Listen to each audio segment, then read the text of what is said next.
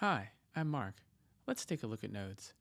To create something incredible or get something done, you'll need to stitch together a few nodes.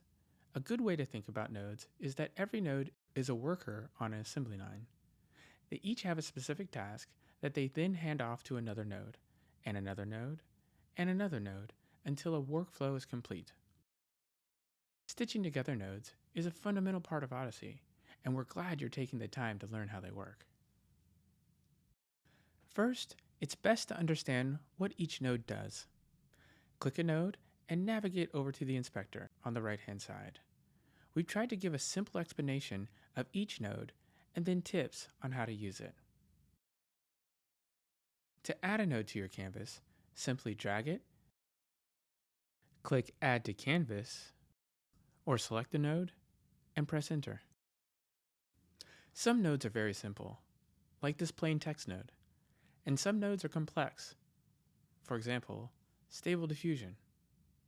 Once a more complex node has been added to the canvas, the inspector on the right will turn into settings. This is where you control how a node behaves.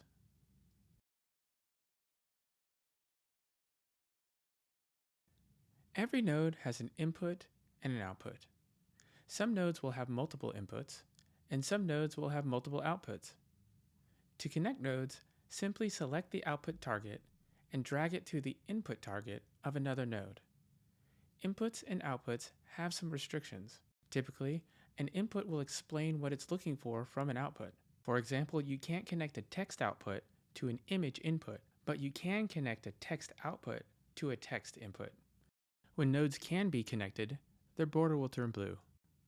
To disconnect a node, simply pull the connector away from the node, or delete the node and re-add it. Lastly, some nodes will run on their own when the output is connected to an input, and some more complex or time-consuming nodes will require you to click the Run button. We'll look at some of the more complex nodes in a later video.